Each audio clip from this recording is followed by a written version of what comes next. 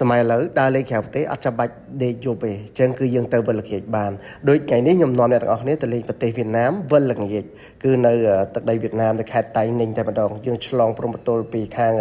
តាពាំងថ្លុងទៅនឹងចូលទឹកដីវៀតណាមទៅលេងភ្នំនុយបាដេងអញ្ចឹងនេះគឺជាវីដេអូដែលខ្ញុំបានទៅដើរលេងពីម្សិលមិញទៅលេងប្រទេសវៀតណាមវិលល្ងាចអញ្ចឹងគឺម៉ោង4កន្លះហ្នឹងគឺខ្ញុំចាក់ចេញពីរាជធានីភ្នំពេញនៅមុខ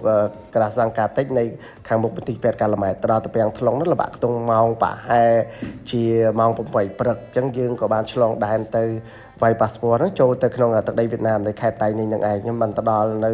ជើងភ្នំនុយបាដេងហ្នឹងប្រហែលជាម៉ោងល្បាក់ខ្ទង់ម៉ោង10អញ្ចឹងយើងក៏បានតម្រង់ជួតទិញសំបុត្រប៉ុន្តែខាងក្រុមហ៊ុនទូគេបានរៀបចំសេវា VIP ឲ្យហើយទីទៀតខ្ញុំនឹងដាក់ឈ្មោះក្រុមហ៊ុនទូហ្នឹងគឺឈ្មោះគេឲ្យសេវាកម្មយ៉ាងម៉េចទៅតម្លៃយ៉ាងម៉េចគឺយើងបានជិះកត្រកខ្សែកាបហ្នឹងគឺឡើងទៅលេងលើភ្នំនុយបាដេងហ្នឹងដែលមានរូបសំណាកប្រម៉ែកុងស្អ៊ីមធំមែនតើខ្ពស់មែនតើហើយកម្ពស់ភ្នំហ្នឹងគឺរាប់ពីដីទៅនេះកម្ពស់ប្រហែលជា986ម៉ែត្រអញ្ចឹងគឺយើងចំណាយតិចហើយយើងដើរលេងបានច្រើនកន្លែងនៅលើភ្នំហ្នឹងធំមែនតើភ្នំហ្នឹងហើយមានផ្សារទំនើបមានកន្លែងញ៉ាំអីមានអីចឹងទៅមានកន្លែងញ៉ាំ buffet ហើយខ្ញុំជ្រើសរើសក្រុមហ៊ុនទូទេសចរមួយហ្នឹងគឺមួឆាយផលហ្នឹងគឺខ្ញុំបានជ្រើសក្រុមហ៊ុនទូនឹងឲ្យតម្លៃតែ$68ក្នុងម្នាក់ឯងទៅវិលល្ងាចហើយគេរ៉ាប់រងទាំងអស់ឲ្យតែម្ដងគឺទាំងការធ្វើដំណើរការហូបចុកទាំង3ពេលហ្នឹងព្រឹកថ្ងៃល្ងាចហើយអាពេលថ្ងៃត្រង់ហ្នឹងគឺយើងញ៉ាំប្រភេទ buffet នៅ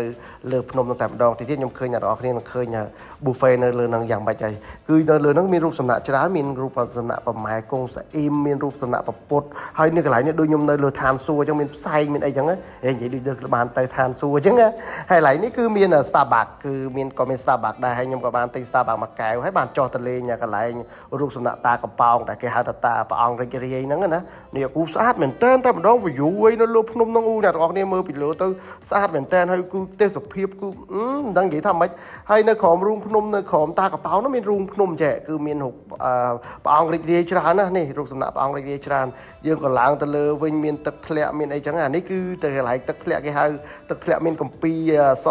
អីគេចឹងខ្ញុំអត់ចេះដែរហើយនៅខាងក្រៅហ្នឹងគឺមានរូបសំណាកប្រម៉ែកុងស្អ៊ីមដែលខ្ញុំបានថតដែរចឹងហើយមានក្រុមរូបសំណាកប្រម៉ែកុងស្អ៊ីមហ្នឹងមាន show ស្អាតមែនតើ show CD ណាហើយនេះកន្លែង buffet របស់គេហើយខ្ញុំអ្នកទាំងអស់គ្នាបើទៅខ្ញុំណែនាំអ្នកទាំងអស់គ្នាភ្លក់អាម្ហូប traditional food របស់គេនេះអាម្ហូបប្រចាំតំបន់គេហើយ buffet ហ្នឹងក៏ include នៅក្នុងតម្លៃរបស់ខាងក្រុមហ៊ុនទូហ្នឹងដែរហើយម្ហូបច្រើនមកក៏ញ៉ាំអូអែមខ្ញុំចូលចិត្តម្ហូបវៀតណាមមែនតើមកឆ្ងាញ់ហ្មងហើយអញ្ចឹងគឺមានមួយថ្ងៃផ្ទល់ល្ងាចតាំងពីម៉ោង4កន្លះព្រឹករហូតដល់ម៉ោង10យប់អូយសប្បាយមែនតើមកដល់ពេញវិញថ្ងៃច័ន្ទចូលធ្វើការធម្មតាគឺមែនតើបានទៅលេងប្រទេសវៀតណាមហើយនៅចុងក្រោយហ្នឹងក៏មិនតាន់ចប់ទៀតដែរមាននៅគេទៅនាំយើងទៅលេងវិហារកៅដាយវិហារសាសនាដែលធំនៅក្នុងប្រចាំតំបន់គេណាដែលគេហៅវិហារអីគេផ្នែកមួយគេហ្នឹងនេះវិហារហ្នឹងស្អាតមែនតើតែម្ដងអញ្ចឹងបើអ្នកទាំងអស់គ្នាចាប់អារម្មណ៍ហើយចង់ទៅលេងគឺតាក់ទងនឹងក្រុមហ៊ុនឆាយផលហ្នឹងទៅគឺតម្លៃពិសេសហើយសេវាកម្មល្អទាំងតួ leader ទាំង guide គឺគេជ្រើសបានល្អមែនតើ